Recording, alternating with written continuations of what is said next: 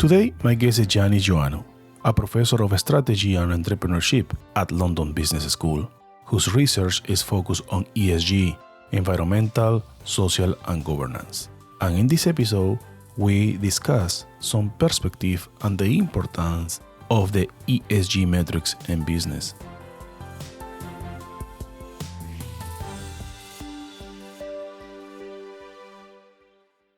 Jenny, how are you? I'm so happy to have you here in my podcast as a guest. I'm very well, thank you. How are you? Thank you so much for having me. Oh, no, thank you for your time. Yanis, I would like to start our conversation, by asking you, how would you define ESG? So ESG, the literal ESG, means environmental, social, and governance. So this is an umbrella term, if you like, that has been used in many, many different contexts. So I think the first context in which it was used, it was by all these information intermediaries that simply stated they try to measure a company's performance on non-financial dimensions. For instance, how is this company doing with respect to its environmental performance? How is this company doing with respect to its social performance?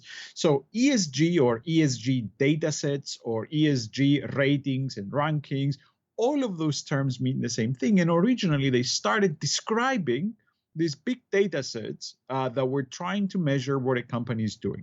But since then, the term has expanded quite a bit. So now we talk about, for instance, ESG integration in finance, which means how do we use this data on environmental and social performance to make investment decisions.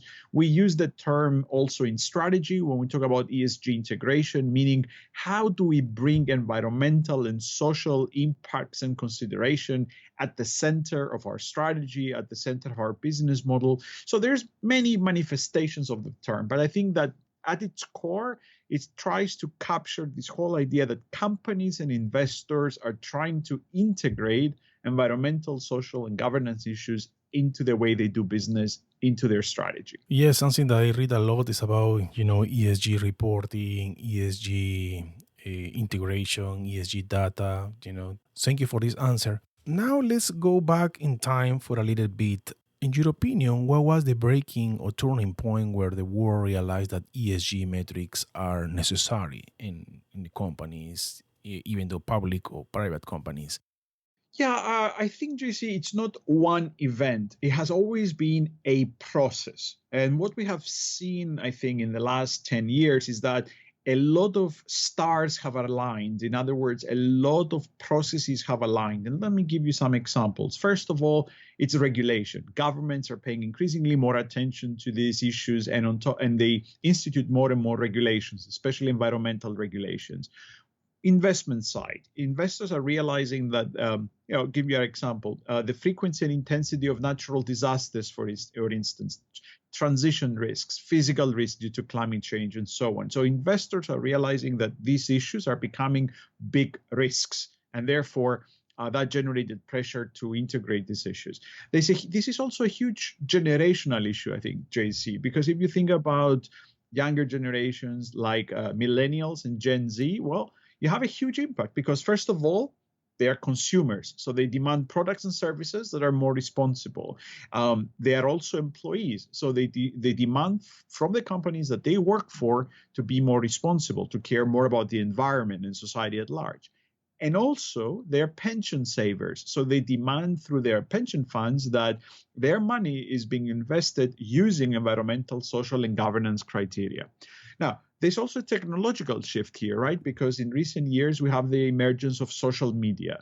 And social media allows the dissemination of knowledge to become much more quickly, but also not only awareness, but collective awareness. I know that you know that company X is not performing well environmentally.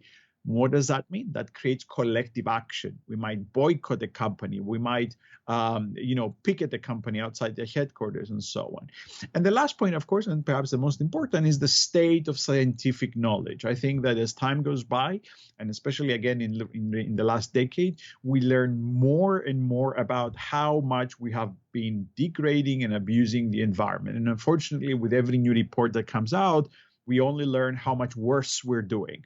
So that's what I mean when I say it's a perfect storm, or it's all of these processes that over time, and especially in the last decade or so, have actually brought ESG at the center of the discussion. No, I totally agree with you, because also this generation that you mentioned, the young people, is like a pushing the companies to get more sustainable and present even where the products came from, which is so important. Absolutely, and that's why I think we see the emergence of so much, so many social movements. That's why we see, for instance, the Extinction Rebellion here in the UK. We have Greta Thunberg and talking about Exactly. Fridays for the Future. We have Black Lives Matter and other. So it's a combination of all of these factors meeting the new generation, and the new generation essentially demanding from us accountability. Right? What sort of It's planet correct. are you leaving behind? What sort of society are you leaving behind? How could you possibly make most of them worse for me, right? Exactly. And also, I think Ioannis ESG provide a competitive approach. And speaking about this generation and movement, I remember I read an article where you were mentioned. I think all ESG metrics are important, but which one has the highest priority in your opinion today? So I don't think there's an easy way to answer this question, but let me try anyway. Yeah. So first of all, I think JC, we know, right, from research that you're right. Integrating ESG factors is very important for the long term for all companies across industries. But our understanding is becoming more and more sophisticated over time. In other words, we also now know that different issues are going to be differentially material across industries. This is the whole idea of materiality. In other words, trying to understand this relative importance of issues. And clearly, for some industries, you're right, carbon emissions might be important. For other industries, social issues are going to be important. So it's very important to understand that distinction. The other thing I'm going to mention there, JC, if we go down to the level of the companies, though, is that companies need to distinguish between essentially two big types of ESG. First of all, there's going to be what we call common practices. These are going to be a set of practices that all companies in the industry will have to do. It's almost it's becoming the cost of doing business. However, if you do what everyone else is doing, you don't expect to build a competitive advantage. So what is it that the best of companies are doing is that in addition to these common best practices, they also look at dimensions of ESG that can distinguish themselves. So for instance, in an industry, maybe all companies are reducing carbon emissions or even committing to net zero, but pioneering companies are going to say, well, of course I'm going to go to net zero, but also I'm going to have a circular economy business model, for instance, right? So you see that ESG has this duality where it becomes up to a point a cost of doing business, but the best of companies can also leverage other dimensions to create a competitive advantage. And the last part I'm going to add to that is that you're right. Up to now, meaning up to the pandemic, we paid a lot of attention and we know how to measure relatively well the environmental issues, but the social issues, the big S in ESG, has been lagging behind. So I think with the pandemic that has shown us the interdependency of the supply chains, have elevated the human factor, the health and safety component, and through the pandemic, the mental health component, the future of work, and so on. I think that now we see sort of a realization that perhaps we have neglected the S relative to the E, and that we need to do much more work to also understand the S going forward. Yanis, you mentioned broadly about companies. You think that all size of companies have different approach or different way to get the ESG metrics? For example, a small business, a small chain of restaurants, how they can involve with ESG? Because we know that big companies as Unilever, PepsiCo, software companies, they have probably very clear the panorama. But what about the small business sizes? Yeah, I think so. First of all, JC, it's important to understand that, in my view, from a social point of view, from society's point of view, it is very important to bring this issue to the attention of the largest companies, for sure. Because if you take the world's largest companies, let's say 1,000 largest companies, through them, there's a huge amount of economic activity that goes through. And therefore, if we are able to move that needle, then we can have a real impact on the big environmental and social issues. Having said that, this is not to say that small and medium-sized enterprises are not important. Of course, they're important. And I would argue that they even have advantages compared to these large companies because they're more agile. They can take decisions more quickly. The impact of the founder is much more pronounced in a smaller setting. So I would argue that these companies actually have some advantages in terms of adapting to these environmental and social pressures. And the other thing I'm going to mention is that, look, we know that a lot of the times that is these new companies, the younger companies that can come in and even though they don't have the billions of dollars that existing companies have, they can still generate radical innovations that can actually upset the boundaries of an industry, right? So I think the innovative capability of small and medium-sized enterprises is a very important factor here because we do need innovation in order to tackle some of these environmental and social challenges. So as I always say when I talk about ESG and sustainability, nobody's an extra. The world is packed with problems. Of course, there's a role for small and large companies in the same way there's a role for government and NGOs and investors. Everyone, even if all of these actors, right, align on the same direction, it would still need a lot of effort. So it's not a matter of prioritizing them. It's a matter of getting all of them to move in the direction of ESG. I see. Thank you for this explanation, Yanis. Yanis, in Financial Times, you talk and mention that right now there is a demand for executive take courses focused on environmental, social, and governance. I am one of them. I took a class in the Harvard Business School to learn more about this interesting field. Why is that? Can you elaborate a little bit? Absolutely. So first of all is the fact that these are very new issues, right? These are issues that if you did your MBA or your master's in finance or your master in management, for most schools around the world in the last decade, you wouldn't cover these issues, definitely not in the depth that you should have, right? These are new issues. So, but now all those people that graduated in recent years, they are in the industry, they're working, and someone comes and tells them, oh, we need to do sustainability or we need to integrate ESG, and they don't know where to start. I mean, even those that have the best of intentions and they really want to do this, right? They still don't have the tools, the frameworks, the concepts that they need in order to go out there and really transform organizations. So that's the fact that there is no prior formal expertise in this is a factor that drives the demand for more education. And the second major factor, of course, is that these ESG issues leave essentially no company unaffected. There is no company in any industry that's not facing one way or another an ESG issue. That's why I see it all the time from the younger generations that come through at London Business School, but also with alumni that I talk a lot, as well as senior executives that I teach, that these issues are certainly top of mind and there's a demand to go deeper into them. Because, you know, JC, and I'm sure you covered this in your course as well. The issue is there is also what I would call example fatigue out there. We cannot mention Unilever,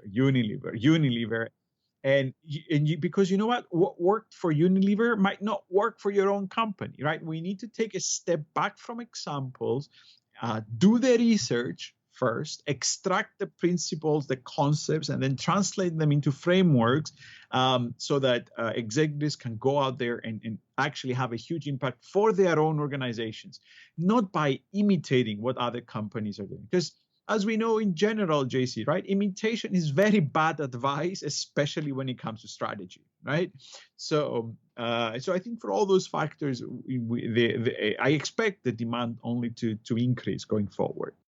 Yeah, and also I would like to add that every company has their own culture, their own life, their own way to handle business. So, Janice, we're talking about right now companies, corporates, etc., investors, but the policymakers play an important role as well. As you know, the former administration here in the United States removed us from the Paris Agreement during 4 years. What are your thoughts about policymakers? They play an important role in ESG, and some of them are owners or investors in some companies. That's a fantastic question, JC. Well, when my students ask me what's the most important thing that I can do for sustainability or for ESG, To be honest, I always tell them that the most important thing you can do is go out and vote. Because I do think that the political process is so important, because exactly what you mentioned, right? Because it's about laws and regulations. It's about providing certainty at the institutional level that, yes, we are committed to a sustainable and inclusive future, and therefore you companies or you investors can make those investments that you need to do today in order to improve your business models.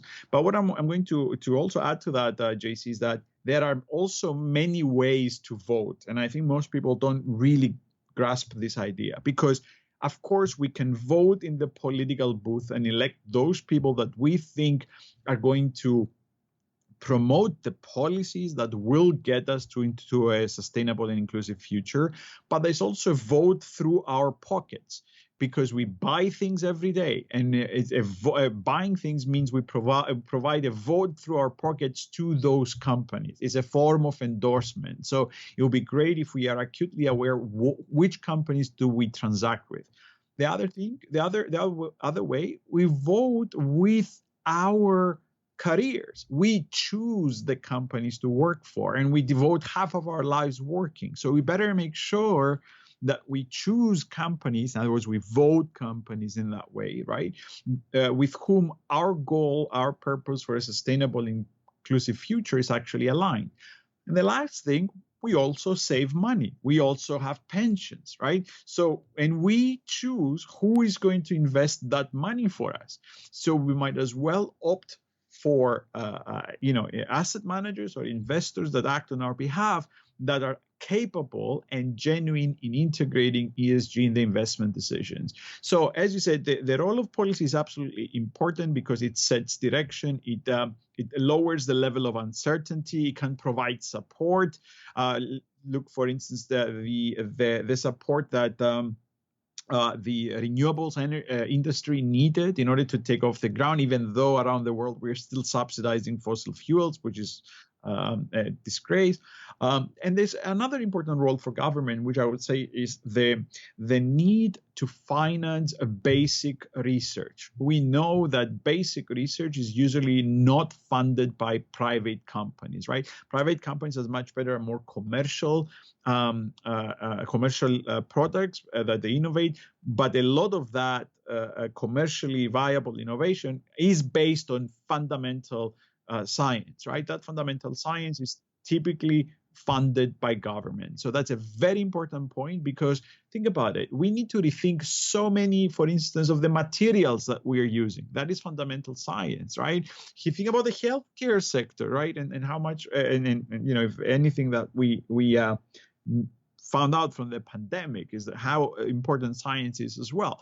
So I think there's another critical role of the political process. And I hear what you say about the previous U.S. administration. It's disappointing, because we need to, in the same way that we know that there are, for instance, corrupt companies, right, and corrupt practices, there are also corrupt governments, right, and corrupt regulators or bought out regulators that receive all the lobbying money, and then instead of representing the people, they represent vested interests. And a lot of the times, those vested interests, of course, do not endorse progressive regulations, right? So we need to be, and one key way to fix that is to demand transparency and accountability. No, under the table transactions or agreements with politicians and so on. And again, we have an active role to play as active citizens, whether we get in touch with our local senator or congressman, whether we raise this issue, where we are active participants of the political process, and as I mentioned earlier, whether we actually go out and vote for the people that truly represent us. It's true. And also, I would like to add that the leadership play an important role. For example, right now we have the Special President Envoy, John Kerry, who's doing a great job since we back to Paris Agreement and visiting different countries and different leadership to involve this, support this movement, of course, ESG as well. Yanis, we are almost done with the conversation. Is there anything that you would like to add to know more about ESG, or probably you want to share something about your experience as professor? Please feel free. Yeah, the one thing that I'm going to say, JC, which I think is very important, is that sustainability, or ESG, as we call it, is the biggest disruption that the world of business has seen in recent years, in recent memory, over and above, of course, being this huge existential challenge for the planet as a whole, right? So the key points I want to make there is that as a disruption, it's a very difficult one from a business point of view, because we lack the skills, the knowledge, and the experience we require in order to handle issues that come from the social and environmental domains as opposed to the economic one. So it is very important to develop our skills, our understanding of these issues. And it is equally important as managers and as executives, as business people that I know best, to really rethink our purpose. What are we trying to achieve with these companies? What are we trying to, what kind of impact are we trying to achieve in the world through these organizations? Because in my view, JC, what are companies? Companies are just communities of people that see, let's say, a gap, a need. And what do? They come up with a product or service, and then they scale it up, right? So what I often tell my students and my executives is, think about the following. The world is packed with social and environmental problems, and businesses are the productive units of the economy. Why don't you just take one of these problems and try to come up with a product or a service and a business model that solves the problem? Because if you do solve the problem and you know how to scale it up, that's what you do as a business, right? Scale it up efficiently, effectively, and profitably, that not only will you have a future-proof thriving business, but by scaling up, you're going to be scaling up a positive impact in the world. What could be more inspirational than that, right? So that's what that's how I would frame the sustainability challenge, but also how I would frame the sustainability or ESG opportunity, right? Because the scientists are telling us we still have time. There is an emergency, but also we have agency. In other words, we can still do this. Exactly. And as you mentioned, we have to start also with a purpose, which is the main point as well. And then after came another things like you just add. Yanis, where people can reach you? So I am online. I am on LinkedIn, Ioannis Ioannou at London Business School. I'm also on Twitter, and you can find me just by Googling my name. And on the London Business School website, where you can also see my 6-week online executive program on sustainability, leadership, and corporate responsibility. This is a program in which I have tried to condense 12 plus years of research, experience, teaching, and engagement with practice into 6 weeks online. And the goal of that program is to, as I say very simply, to create leaders that are able to lead transformational change towards ESG and sustainability. Great. All those links will be in this episode. Yanis, I would like to say thank you for your time. Thank you very much for having me, JC. It was a pleasure and a privilege. And thank you to all of your listeners for checking out this podcast. Thank you as well. I am JC Giraldo from Boston, United States. Thank you so much, everyone.